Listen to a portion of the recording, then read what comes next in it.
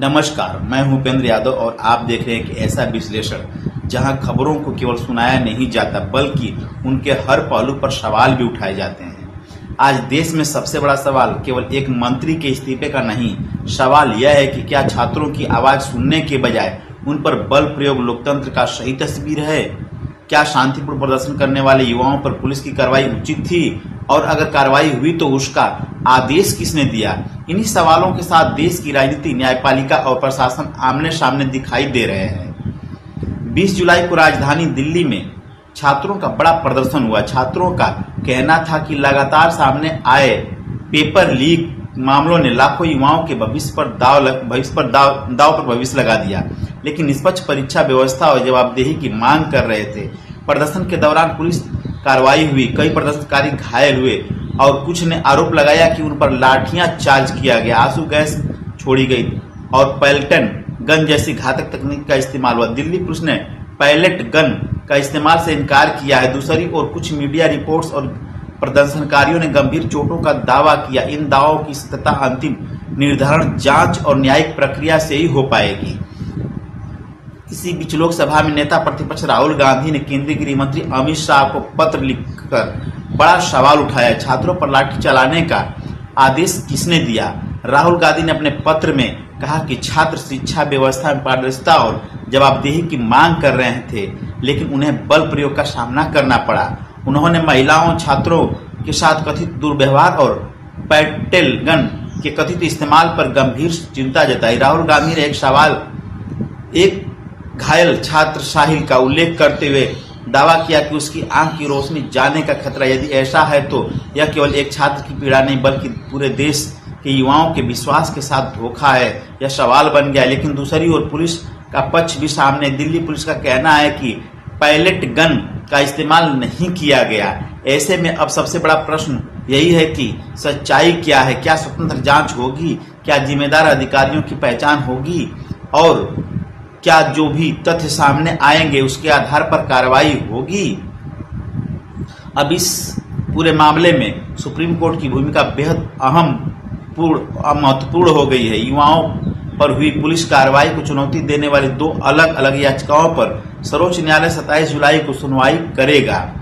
मुख्य न्यायाधीश ने पहले स्पष्ट किया था कि बिना औपचारिक याचिका के अदालत कोई आदेश नहीं दे सकती है। अब जब याचिका दायर हो चुकी है तो पूरे देश की निगाहें सुप्रीम कोर्ट की सुनवाई पर है। यह अदालत निष्पक्ष जांच के निर्देश देती है तो यह केवल इस आंदोलन के लिए नहीं बल्कि भविष्य के हर लोकतांत्रिक विरोध प्रदर्शन के लिए महत्वपूर्ण मिसाल साबित हो सकता है। अब बात करते हैं राजनीति की। पेपर लीक के मुद्दे पर लंबे समय से शिक्षा मंत्री धर्मेंद्र प्रधान के इस्तीफे की मांग हो रही थी।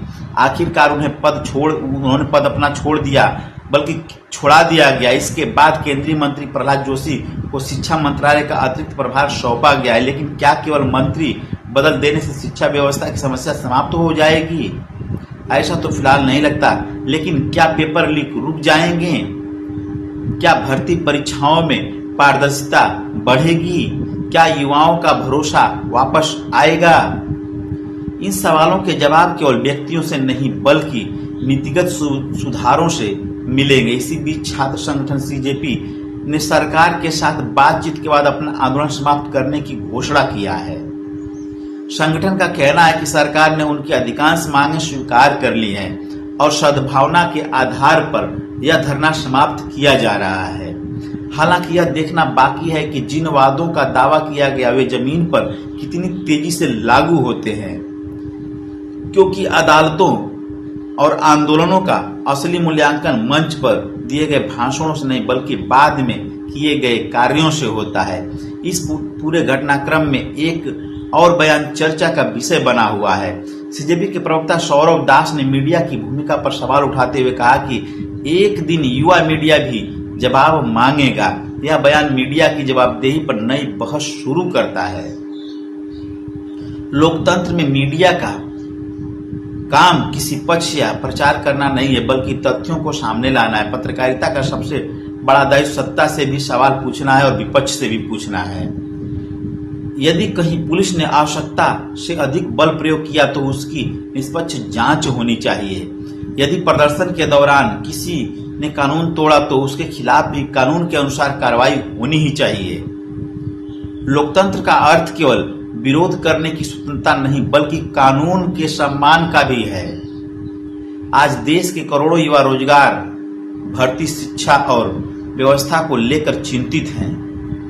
पेपर लीक केवल एक परीक्षा को प्रभावित नहीं करता है बल्कि यह लाखों परिवारों के वर्षों के परिश्रम, सपनों और आर्थिक संसाधनों पर भी चोट करता है। जब परीक्षा प्रणाली पर भरोसा कमजोर होता है तो लोकतांत्रिक संस्थाओं पर विश्वास भी प्रभावित होता है।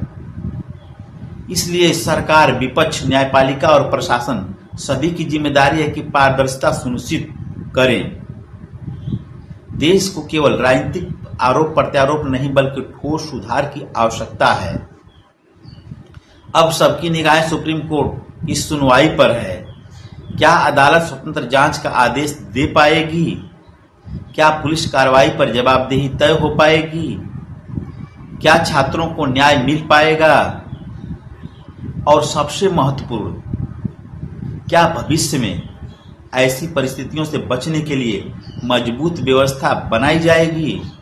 इन सभी सवालों के जवाब आने वाले दिनों में सामने आएंगे। आपकी क्या राय है इस वीडियो पर? क्या छात्रों की मांग उचित थी? क्या पुलिस की कार्रवाई उचित थी? क्या शिक्षा व्यवस्था में व्यापक सुधार की जरूरत है? अपनी राय हमें कमेंट बॉक्स में जरूर लिखिए। अगर आपको यह विश्लेषण तथ्यपूर्ण लगा हो तो वीडियो को लाइक, शेयर, फॉलो और चैनल को सब्सक्राइब करना न भूलें। मैं हूं उपेंद्र यादव। नमस्कार। फिलहाल के लिए बस इतना ही।